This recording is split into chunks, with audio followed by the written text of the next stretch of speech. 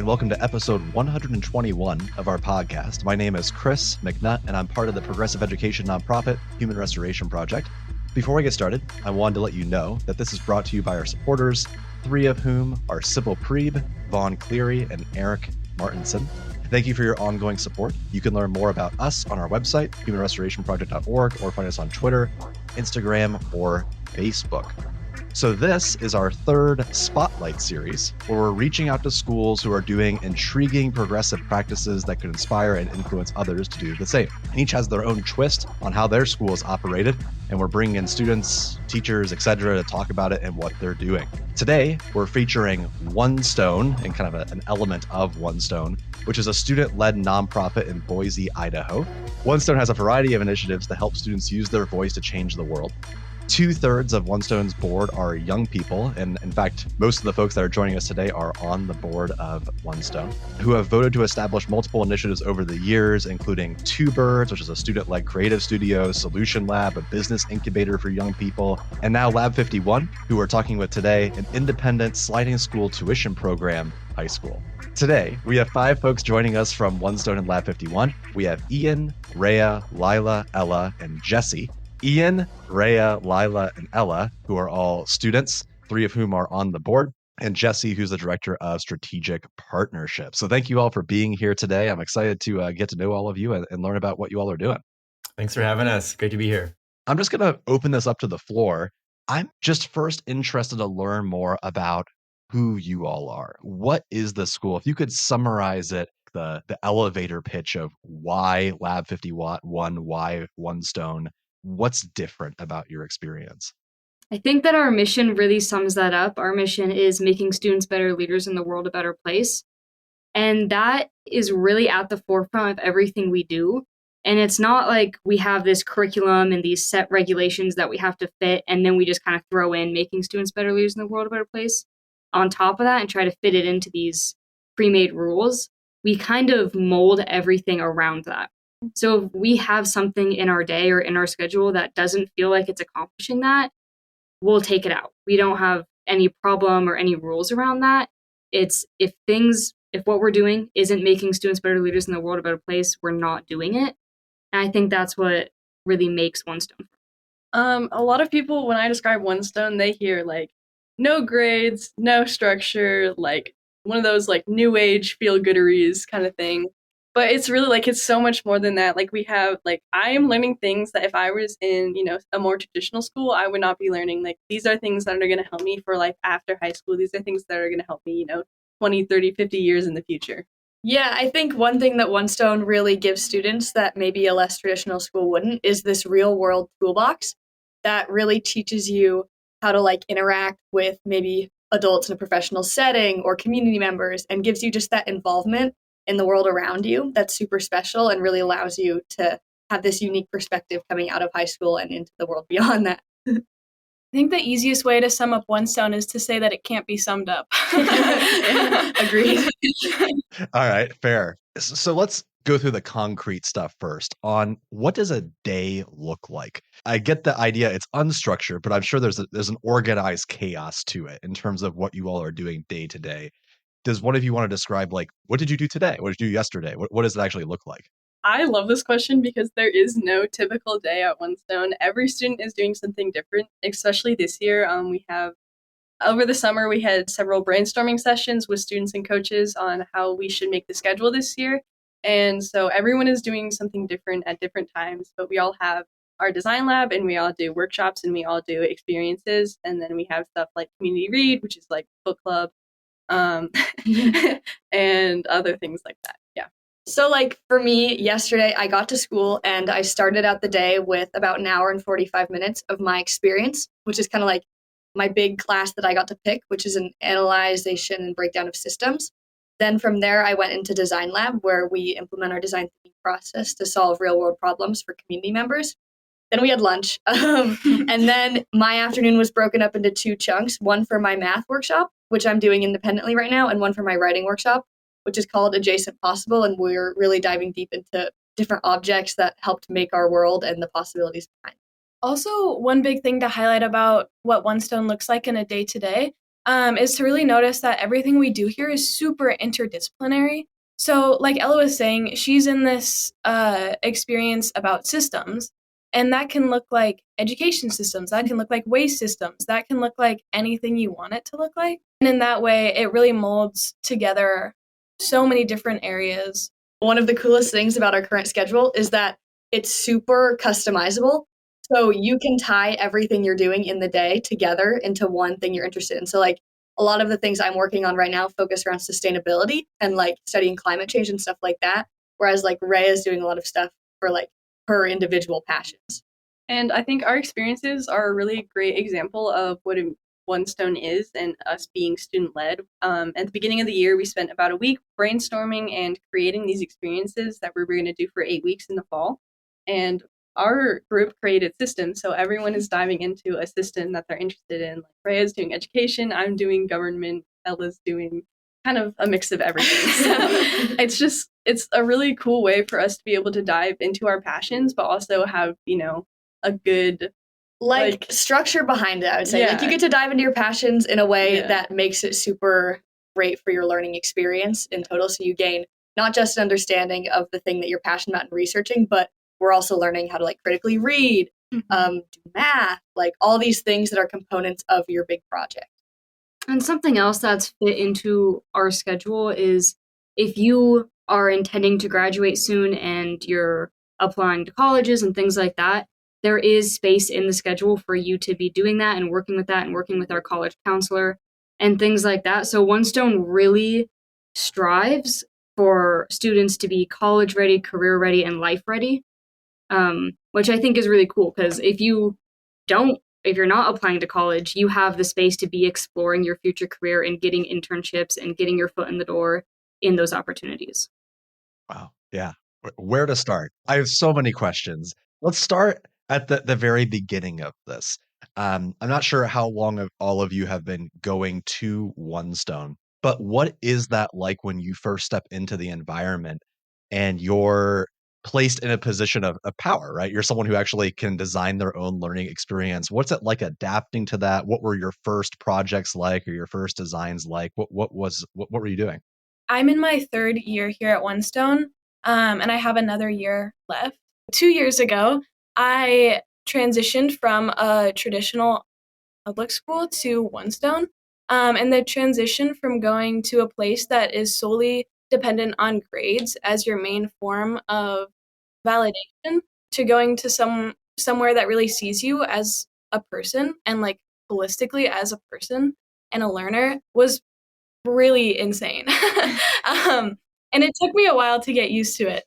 But like the overwhelming amount of support at One Stone really makes it easier. And just knowing that everyone is in this for you as well. Yeah, I have a quick thing. I just want to say, like, right when you asked, what did it feel like?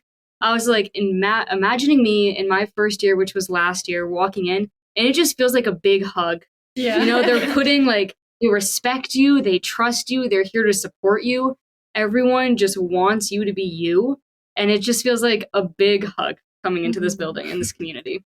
Yeah, I had a little bit of a different experience. I grew up around One Stone and I had a sibling that was here for a couple years, so I kind of knew the lingo, I kind of knew the space a little bit. But I was still super intimidated and I did not feel like I would belong here. Like I always saw One Stone as this super cool thing that I was not a part of and that I couldn't be a part of because I was just, own internal voice in my head telling me that. But when I came to One Stone, it was like, you are meant to be here. If you want to be here, you can be here. You can get as much out of One Stone as you put into One Stone. And it was really just like this breath of fresh air. Like I have control of my education and I can do great things. Yeah. For me, I kind of had the same experience as Lila did. I'm in my 2nd year at One Stone. And grades back at the public school I went to before were how I kind of got all of my validation and how I measured my self-worth. So coming into One Stone, I was super excited for all of the community involvement and opportunities that we would have, but very apprehensive of having that validation and kind of safety net stripped away from me. And I really, really struggled with that in my first year. And over again, my mentors and coaches have told me that there is kind of a point in each student's One Stone journey where they get it and they understand kind of what we like to think of the magic behind One Stone. And I think that really happened for me this year. And there were a couple moments last year that really contributed to that, like when I had a project that was a science experiment that really didn't work, and I was so scared because I was like, my project didn't work. I don't really have any data to complete a data table with. My teacher's going to be really upset with me. It's going to like ruin my first year at One Stone. I'm going to be destroyed. And my teacher was like, whoa, it didn't work. That's so cool. Why didn't it work? And I was like, you're excited about this? And those moments have really helped me like adjust to this new space. And it's just super different for everyone. Like there are people who come into One Stone and are immediately like, they belong here and it's their space. And then there are some of us who maybe take a little longer. But I think, or at least I hope, that everybody leaves One Stone kind of having had that moment of like, wow, like this is what One Stone is, and this is what it means, and this is what it feels like to truly be at One Stone. I mean, what a powerful experience. The fact that all of you are relating so much to community, I think really says something about the vibe, if you will, of the space and how awesome that is. Let's talk about physical space. So you have this environment where you're coming in, you're developing these projects. It sounds like some of the projects are shared amongst other folks in the group, but you're all taking your own spin on it. What is the actual space like? Are we like all in a giant room together, all doing our own thing, or So One Stone currently has 2 spaces. The one that we're in right now is a converted warehouse, and it's essentially one big open space. We happen to be right now in a production studio, so this is like for music, podcasting, all of that stuff. And you might be able to faintly hear behind us the enthusiastic yells of everyone else in the great room, as we like to call it. And yeah, so we don't have classrooms. We maybe only have like 5 closed off spaces in the whole space. And that contributes a lot to the way that our learning feels. And sometimes it can be insanely chaotic, but most of the time it's really amazing to see what everyone is doing in this one space and without walls. Yeah. One Stone is kind of like, it's like one big room, like Lila said, the gray room, with a couple smaller rooms off of to the sides that are like conference rooms or the studio and stuff. But really, we don't have like doors. So it's a super kind of new way of being in a space and learning because there's not that much separation between you and everything else going on. And I also think that that's a really big thing that we have to get used to because it's like there's a lot of background noise and stuff, but after a while, I feel like it really becomes this like hotbed of creativity where you're like, oh, I can hear everybody else having these good ideas. Like now I have good ideas too because I can hear them all like being excited and like curious. And there's opportunities. So like our actual building is located in downtown Boise. So there's that opportunity to go work in a coffee shop. Like our systems experience, we went the other day and worked in the coffee shop for an hour and 45 minutes. And we're right by a park and we go to the park all the time.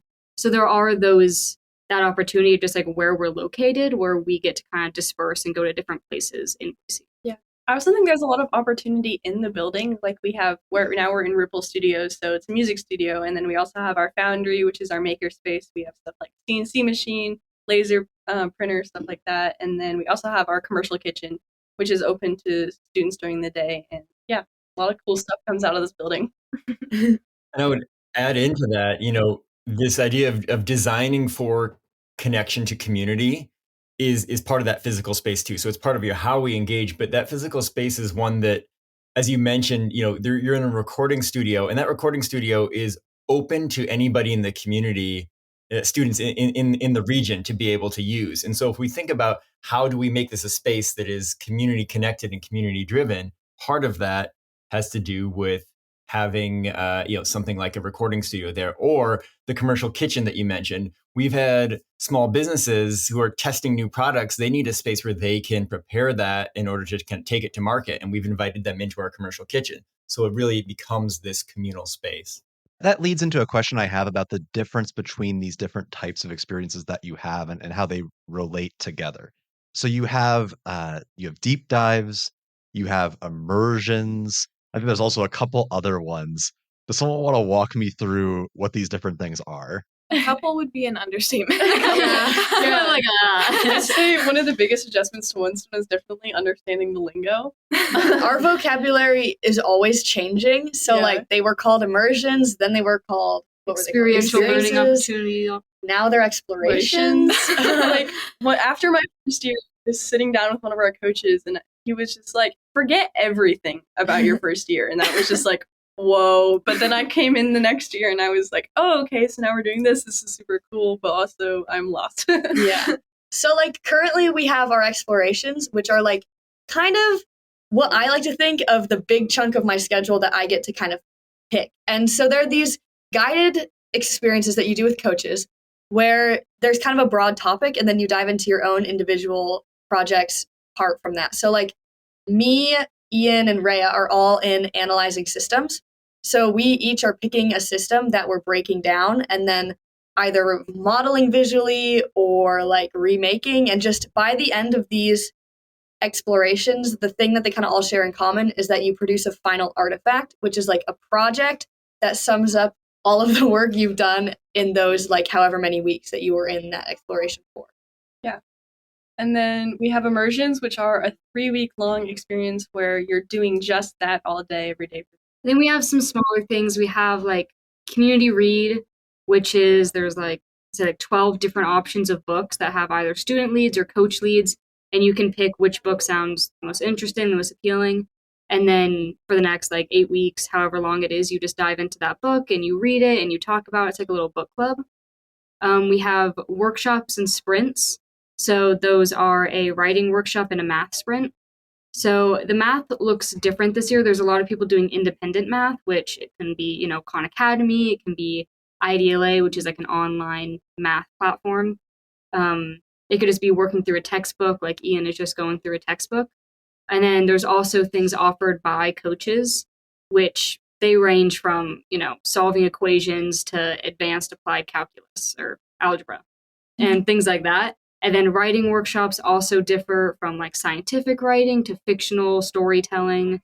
And you get to pick for everything. I think that's one of the coolest parts of One Stone is you have these chunks that are kind of set out for you, but within them, you have so much choice of what they look like, what you're doing, what time you're doing them. And I would throw in that part of the reason for this change that you're hearing about, while it can be confusing, it's tied to what members of this group said at the very beginning, that One Stone is the belief in the power of students and making students better leaders and the world a better place. And if that is the core, then everything else around it can change. And we are used to that culture of pivoting and iterating to continue to try and get closer to that mission. So, that's why our students can be okay with the fact that semester by semester things look so different, because we're keeping our mission and vision right in the forefront as we change everything else around it to continue to get closer. Yeah, One Stone Lab51 hasn't had a schedule that's looked the same 2 years in a row. Like it's always changing. Different. And one of the things that we really value as students is like embracing that ambiguity and coming to school every day, maybe not knowing what we're going to be doing, but like diving deep into it and getting as much out of it as. Just a couple like quick logistic questions just to frame this for the audience. The first would be, so when you're choosing a schedule for your classes, I'm assuming it's almost like a college type environment where it's like this class is offered at this time, this time, this time. I choose one of those three, or is it up to you to set like it's like entirely flexible? For our explorations, we actually spend a good chunk of time like creating those. And then they get compiled and kind of synthesized. And then, yeah, you're right. Like we kind of pick how they fit into our schedule. So like math workshops, like some will only be offered at certain times. So if you're like, oh, I really need to take this, then you'll be taking that and you'll kind of mold your schedule around. Yeah. So I like to think of it as kind of pick like one thing that you really, really want, or maybe two things, maybe one in the morning and one in the afternoon, and then you mold the rest of the blocks of your schedule to fit those two things. And then there's also that ownership of it and the accountability of like, okay, I know that this semester I need to take a math sprint and a writing workshop. And even though, this sewing exploration sounds really fun, I think that this takes priority over that for me personally. And having that like management to be like, okay, I'm going to take that another semester and right now I'm going to do this math writing. And some of that work, that comes into play is both what you're describing, right, I think is fantastic. You have the ownership, and it's also a shared conversation with a mentor, and sort of, bouncing ideas off each other, and somebody who can look at short term versus long term, exploring that. And then, something that we might address later in the call, or maybe right now, is exploring our living in beta wayfinding program that the students are engaged in. So really, looking at interest inventory, and then starting to look at what those things could look like if you dove into them more deeply, and starting to uncover some passions and connections between them, and then how you can explore those through the offerings that are either available already at OneStone, or through creating some of the things that you don't see that you feel like should be there. To add on to the question about just describing this idea of living in beta, you had also mentioned crafting the experiences before you sign up to take them. Can you walk through as well, how does that all connect together? Like, are you as individuals crafting your own experiences, or are you all doing that as a group and then it's being offered and you're choosing from that? What does that look like, and how does that connect to your interests at large? This was something new we tried this year, and to be honest, it was a little bit rocky at times. Like, you have 105 people with all different interests, and you somehow have to come up with like 6 or 7 different things for all of us to do. So it was a little bit hard, but we spent about 3 or 4 days. Like, we did a lot of different like brainstorming activities, and like we interviewed someone and like created an experience for them, just like get some creative juices flowing. And then we all decided what kind of time we wanted to do things, and then we met with all those people and started came up with what experience we would be doing and how that would look. Yeah, so the sequence of that was kind of making our T-Popper, which is a part of living in beta, and it's basically just a mind map, brain dump, whatever you want to call it, of you and your passions and interests. And you would take that and you would partner up with someone, and then you would design for each other. And then you would take some time to look over what they designed for you and kind of edit it a little to make it your ideal experience. And then we broke into those groups based on the time slots we would be doing our exploration, and then brought all of our ideas to like a broad topic. And I know for like our group specifically, we took a minute and looked back at some of the things other people had written, and that when we were in our time slot, and that was really what kind of created this systems exploration that we're in, because we saw someone else's like experience that they designed for someone someone else's exploration that they designed for someone, and we were like, whoa, analyzing systems sounds really fun, and like it could incorporate a really wide like range of passions. And we found a coach who was super happy to do that with us, and then we kind of pitched that to our group, and a lot of people were like, that sounds great. So that was kind of how that exploration like came to fruition, and I feel like that's kind of the similar process that a lot of other groups experienced as well. I mean, that's what our nonprofit focuses on. So you're definitely like in our world. Systems-based thinking is like the whole concept behind it. Yeah, I loved all of this. Rhea, earlier you were saying, you were talking about how you didn't take sewing, for example, as one of the explorations because you wanted to focus more on like the math. Is that part of that wayfinding process, that that I'm going to need to know math in my future, so therefore I need to take this class? What is your like rationale for taking one class over another class? Yeah, so I think that one for me, because that was something that I actually was like going through. I was like, there is a sewing one going on right now, and I was like, that'd be so cool. But I was also like, kind of want to focus on math. And so that decision for me was based on the math that was being offered. It was the advanced applied algebra, and I had just taken almost like a prerequisite for that the previous year, and I was like, I love the coach this is with, and I learned so well, and I really enjoy doing math when I'm doing math with this coach. So I want to do that, not just because I think I'll need it in my future, because who knows if I will, but because I really enjoy it. And then I also talked with the coach that was offering the sewing exploration, and I was like, could I do this with you after the school day or in another semester? And she was super understanding, and she was like, yeah, I think I'll offer something like this at the next semester or another year that you're here. So there will be opportunity for you to be doing this. So it was more of just like, what do I want to be doing this semester with that time block? And it was kind of based off my passions, and it just went with math. It sounds like because of the opportunities that you've all been provided, it sounds obvious, but it actually is quite innovative that you have the opportunity to think about these things. Like you're stopping and thinking about, this is why I'm taking this class. This is why it matters to me. This is something I might use or might not use, but you're satisfied with that ambiguity.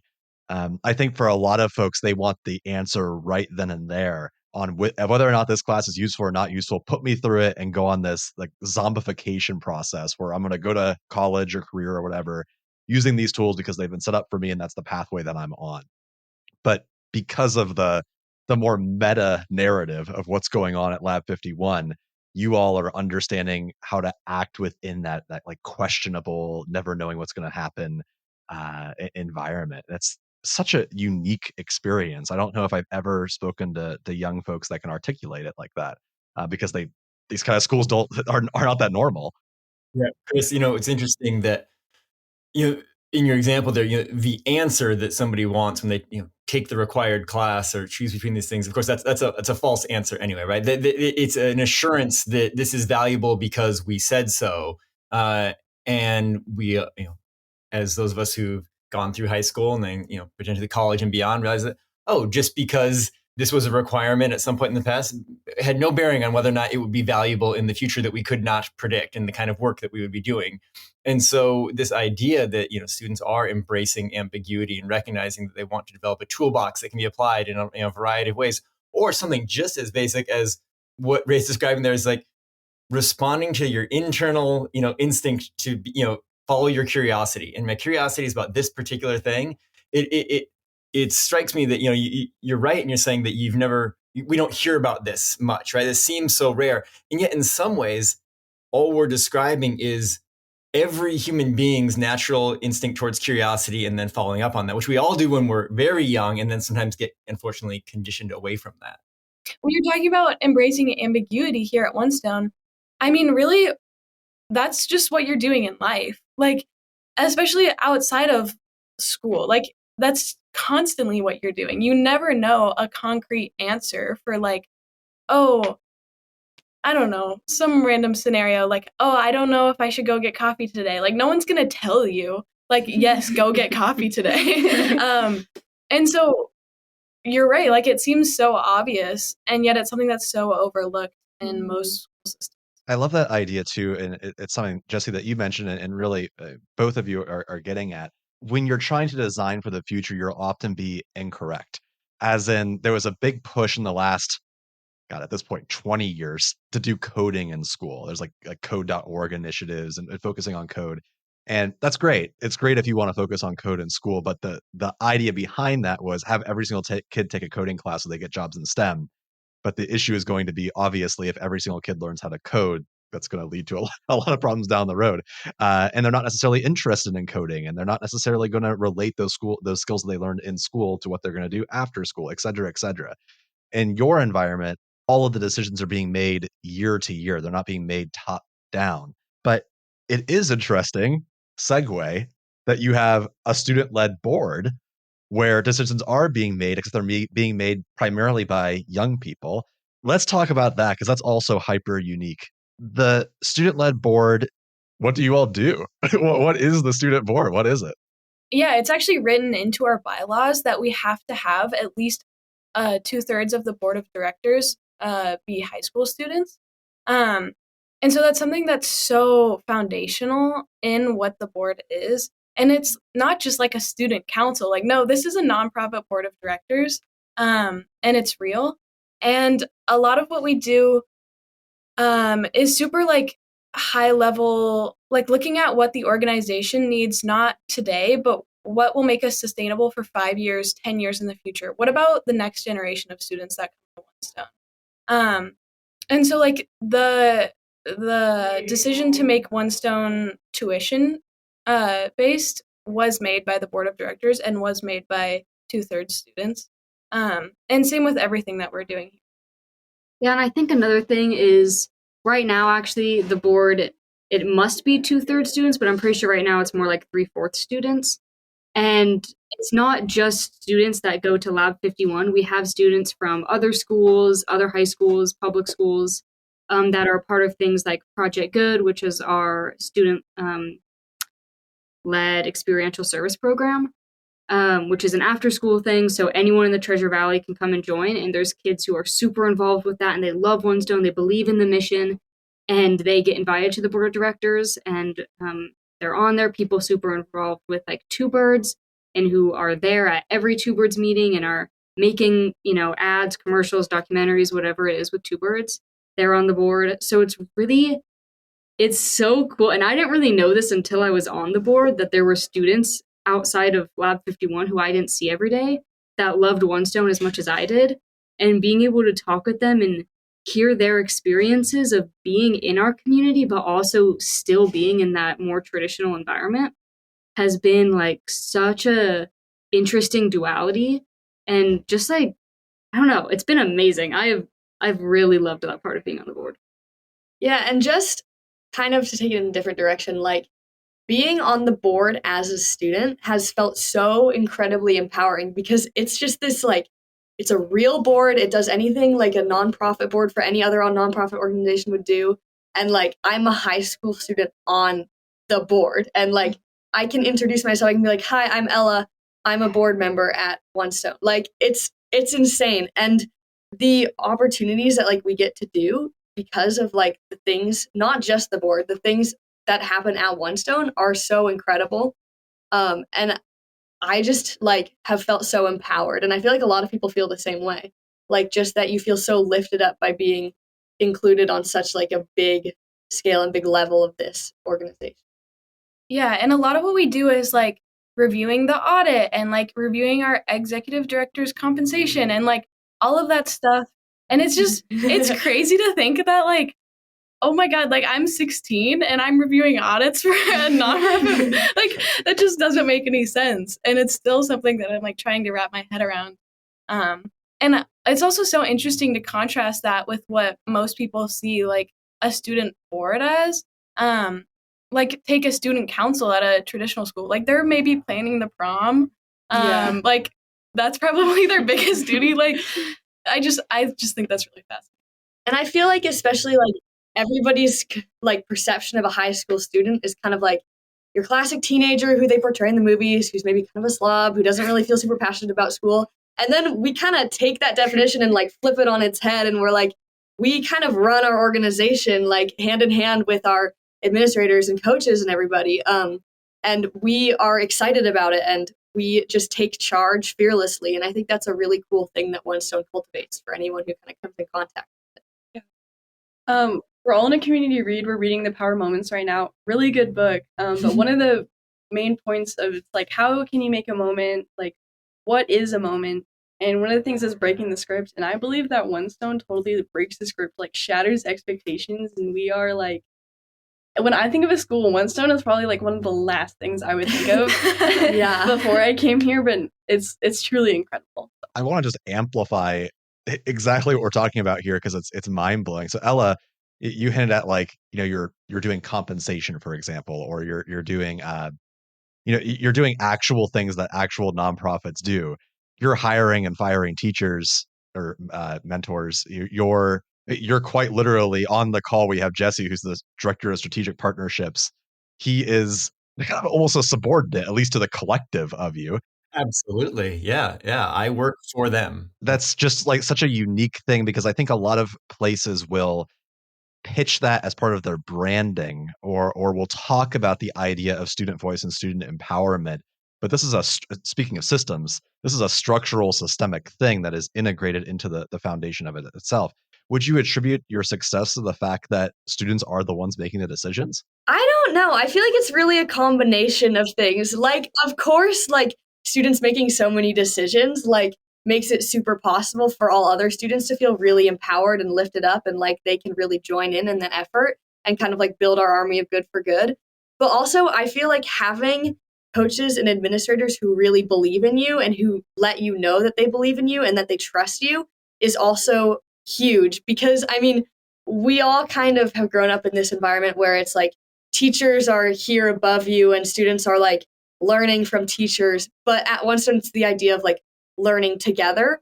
And that's not just with coaches, that's with like Jesse. Like we're learning with Jesse, and we're learning with like the director of our school, Teresa. Like it's just super cool. And I don't know how else to describe it. It's just amazing because I feel like it's not just other students lifting you up, it's everybody. It's a whole community effort. Yeah, and I think One Stone has been helping me learn from others that aren't in a school environment. So like, for example, when I'm thinking of the board, I'm thinking of our adult board members who have been on multiple other nonprofit boards and have worked in so many different organizations. And so they bring so much knowledge to the board, and even just like the way they phrase things and what they say, I'm like, oh, I can use that. Like that's what people talk on. Like I get it now. And so, and then even just in any opportunity, One Stone is fostering a love for learning, and that love for learning goes way beyond our building. And so this like isn't at all answering the question you asked, but like I learn everywhere now. Like I'm walking down the greenbelt and I see a plant and I'm like, yes, tree of heaven. Like I get like I'm just always learning, and I love it, and I love having this mindset now of just this love for learning is just, I love it. And one thing I really like to kind of go off what Rhea said, I feel like One Stone like creates lifelong learners, which I feel like is something that gets lost in translation a lot of the time. But here we really strive to kind of empower everyone to follow their curiosity past high school, past college, like throughout the rest of your life. Like you never stop learning and you never stop growing. And like the growth mindset that you gain at One Stone is huge. Like failure is a totally different concept here than it is in traditional school. Because like we embrace it and we love it, and it's this insane growth opportunity, kind of like this metamorphosis like moment. And I just think that that's super cool and kind of goes hand in hand with love of learning and being a lifelong learner and having this growth mindset. And we're all in Pathfinders, which is like our admissions program.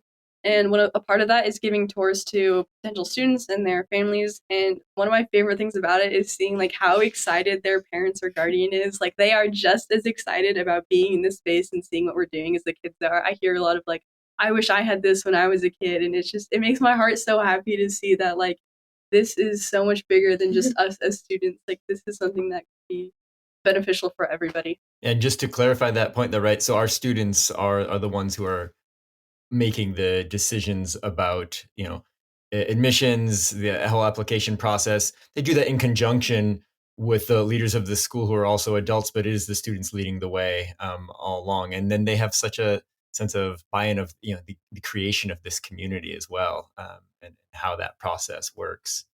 So, yeah, I mean, your original question, I think actually you were answering the question, Rhea, because I think it was about, what leads to One Stone success. And some of that has to do with just when you break down that sort of, box that was education, once you crack that open, then suddenly we see, wait, education is everywhere. The, empowerment and learning is everywhere. And it doesn't look like one thing. And you're all describing parts of that. So students, leading their own learning, that sounds radical. But again, going back to what we were talking about before, that actually is very natural, right? You're just now taking advantage of that opportunity. Hey, thanks for listening to our podcast so far. We know you've probably heard this before, but it genuinely does make a huge difference if you could like this podcast on your favorite provider and leave a review. This helps even more folks listen to great conversations like this one. Further, if you want to access free resources to build a human-centered education system, check out our research, handbooks, writings, and additional podcasts at humanrestorationproject.org. Now, back to the show.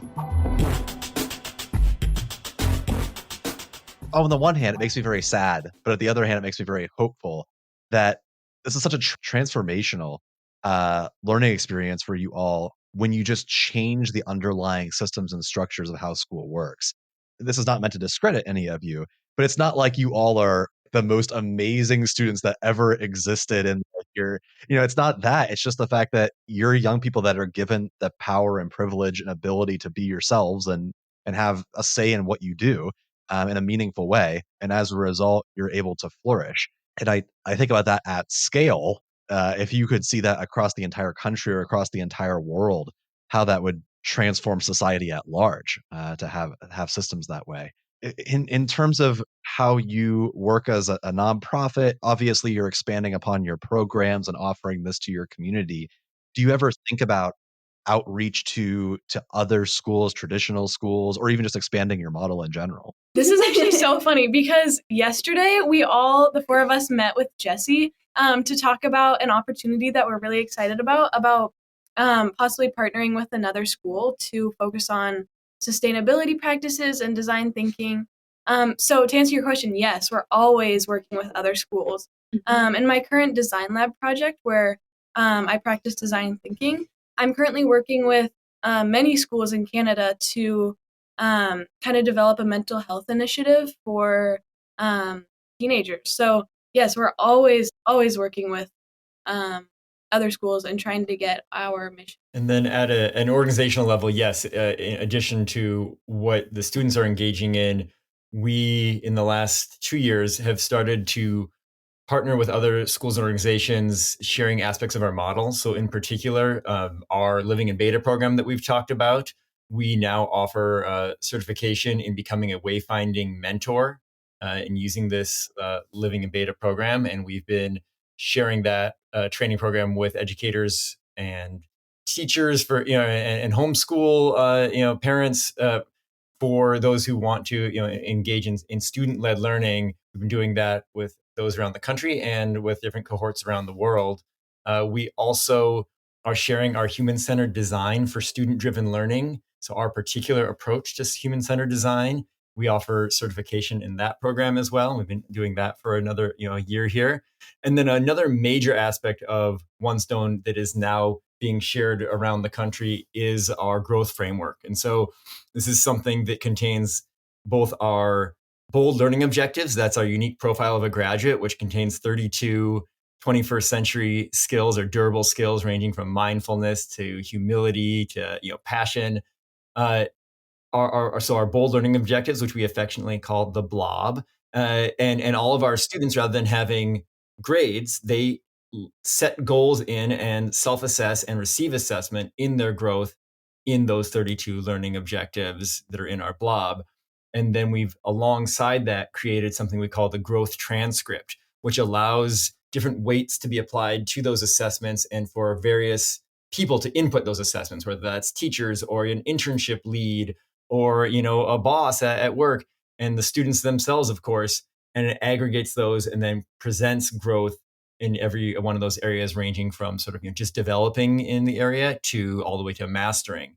There are now several schools that are piloting the use of this growth framework in their organizations, and we call them schools that are powered by One Stone. And pretty happy about the fact that we've also just this summer received a grant from the National Science Foundation to build out this growth framework platform in an app that will be really accessible for others around the country. Congrats. That's incredible.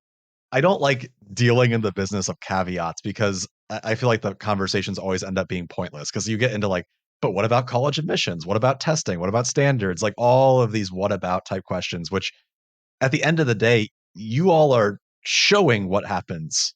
Like you don't need to explain yourselves theoretically on why these things matter because you yourselves are living examples of how it works. However, I'm sure you all have data in terms of the folks that would listen to this and say, are they going to college? Are they successful after this? Or are they just wandering off into the world with no guidance? What does the post-school experience look like? Yeah, I'll jump in here, but feel free. I know some of you have siblings who are, have gone through One Stone and can speak to this as well. It's a great question because, it's for our first class, that was the number one question that all parents had, right? We opened the doors and they said, well, this sounds amazing. I don't want to close any doors for my students down the line. And what's going to happen here with this growth transcript and no grades? We believed in it. We asked for a lot of trust with our community and we had a lot of data and research to back up what we were doing. But once that first class graduated and we saw that they were getting into every school that they wanted to get into, and now that we're 4 classes through and we've been accepted into over 120 colleges and universities, ranging from the UC system to kind of elite art schools to Middlebury to you name it, that we know that this is not only something that works in terms of college admission, but then the success that students are having once they're in college, being able to draw from the toolkit that you're getting glimpses of when you talk to these students here, the ability to know how to navigate ambiguity, to learn when you need to learn, to handle failure and to embrace it. All those things are leading to tremendous success in college or in career, where students are already, some of them are choosing to jump there. But we have on our website, but a list of all of the schools. And, it's one thing to step back. For many of your listeners know this already, that One Stone isn't the first place that's offering a non-traditional transcript to colleges. This is no longer so boundary breaking to send students forward without a GPA or a letter grade, that colleges are asking for some, clarity on how your system works, what you're assessing, show us some rigor and some consistency. And we absolutely do that. And they are embracing. And then they're coming back the next year and saying, hey, please have more of your students apply. Yeah. And actually I can add a little bit of a personal tidbit to this. So my brother was in the first graduating class at One Stone Lab51, and he got into a pretty prestigious liberal arts college in Washington on a scholarship, and he is doing amazing there. He's about to graduate, and just seeing how successful he was in college was just so inspirational for me, because I've talked to so many people who've been through the traditional public school system, and are now like really struggling in college because they don't understand how to ask for help from their professors, or they don't understand how to advocate for themselves and get the classes that they need. And so that's something that I think One Stone students will never struggle with. So yeah, we just another little thing on that is my brother graduated just this past summer.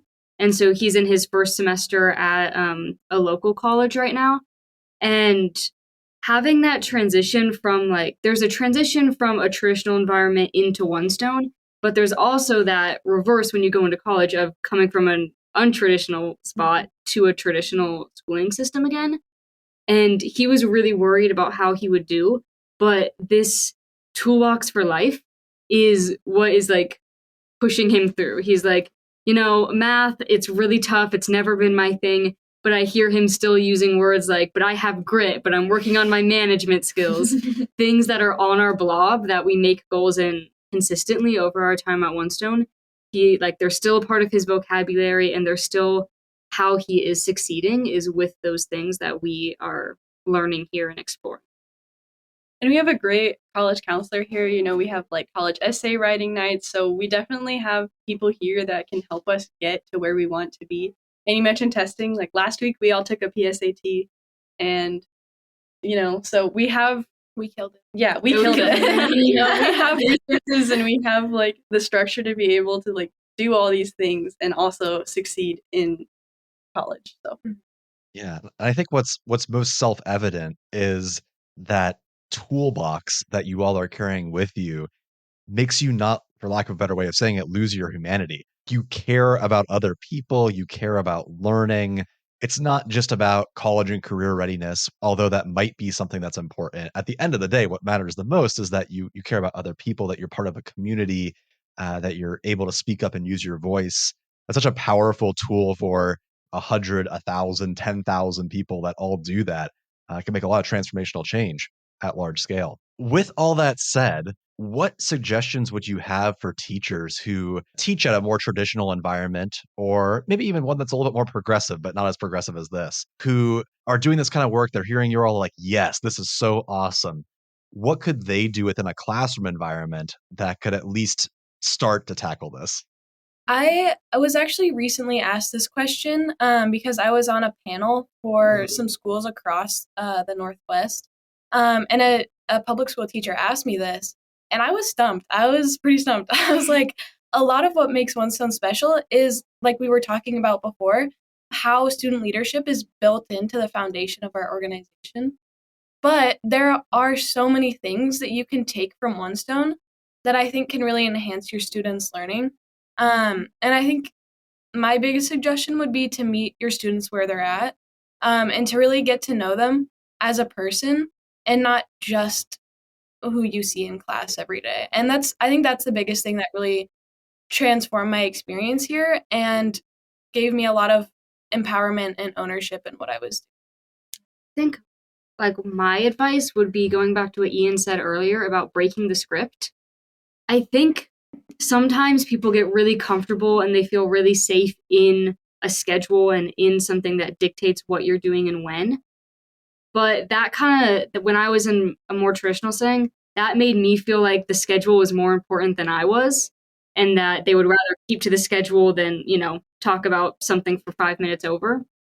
And so I think breaking the script, and if something isn't working or the students just aren't into it that day, saying, whatever, like, okay, it's not working. Let's not do this day. Like, let's do something else. What do you guys think is going to help you? Do you want to go outside? And just having that fluid mindset and that growth mindset to just be like, okay, like, I'm going to meet my students where they're at. And if they're not at, let's write an essay for an hour today, then we won't write an essay for an hour today because their success and happiness and love for learning is more important than this schedule. Yeah, I don't think in my, 15 years of public education, I don't think I ever had one teacher genuinely ask me how I was doing. And that's rough. At least once a day we have a coach ask us how we are and care to listen. And so even just little things like pulling someone aside and actually asking them what do you think about what we're doing today? Or how are you doing? That does make a difference. And I was on the same panel Lila was on, and I was asked the exact same question too. And I said that I think it's really important for every teacher to really drive home the fact that failure isn't negative and failure isn't final, because that was something that coming to Winston was the biggest shift for me. Was so much of my success in traditional school was hinged on that, if you are successful, you're going to go far. And if you fail once, that's the end of the road, no more. But as soon as I came to One Stone and people were like, failure is a growth experience, it sounds kind of cheesy, but it changed the whole way I looked at the world, because I was like, you're so right. This is incredible. And I feel like if I had had a teacher sit me down in public school when I maybe didn't do as well as I'd hoped I would on an assignment and be like, it's okay, this is going to help you grow, and here's why, I would be like, whoa, I can apply this to everything else. So I feel like something small that every single teacher can do in their classroom is really enforce the fact that failure is good and that you should always be working to cultivate this growth mindset. I'd say something every classroom could do. We do portfolios. So at the end of every semester, we just take everything we've done and put it into a Google Sites presentation, and we present it to our mentor and our parents, and we just have a conversation about what we did this semester, how we felt about it, what we learned, how we grew, how we failed. And it's just, I think that is something that every school could do. It's like a parent-teacher conference on steroids. And it's just incredible. And I think that it's something that every classroom could do, and it would be really impactful. I want to acknowledge that, teachers in all sorts of situations, in traditional spaces or progressive spaces, genuinely, if it doesn't even come across, I think almost all of them genuinely, care about the students they're working with and their success. A lot of times we get caught up in other people's definitions of success, though, and that in efforts to try to be rigorous and have students get to a particular place, we lose track of the individual, power of those students and the creativity and the curiosity. And something that I've found to be, a wonderful question is to ask myself, what decisions am I making for these students that they could be making for themselves? So asking that question and then acting on it in ways that are reasonable within your space, and then continuing to seed power, because it isn't about the teacher. That was, adjustment for me moving into the space, even after being in some fairly progressive educational spaces before this, to really step back and look at that sign when you walk in the building that says, we believe in the power of students. To act on that means to, reduce my ego, to be vulnerable, as you're describing, to make mistakes and own those mistakes, and to say, I don't have to be the expert on everything. All I can really do with you is show you how I pursue things that I don't know the answer to, and how to be, acting on my curiosity alongside you. Ian, Rhea, Lila, and Ella, and Jesse, thank you so much for joining us today. Is there anything else that you would want to add before we sign off? Any final thoughts? I love One Stone. I agree. I agree. One Stone is the best place ever. Yeah. Thank you for doing this. We appreciate Thank you again for listening to Human Restoration Project's podcast. I hope that this conversation leaves you inspired and ready to push the progressive envelope of education. You can learn more about progressive education, support our cause, and stay tuned to this podcast and other updates on our website at humanrestorationproject.org.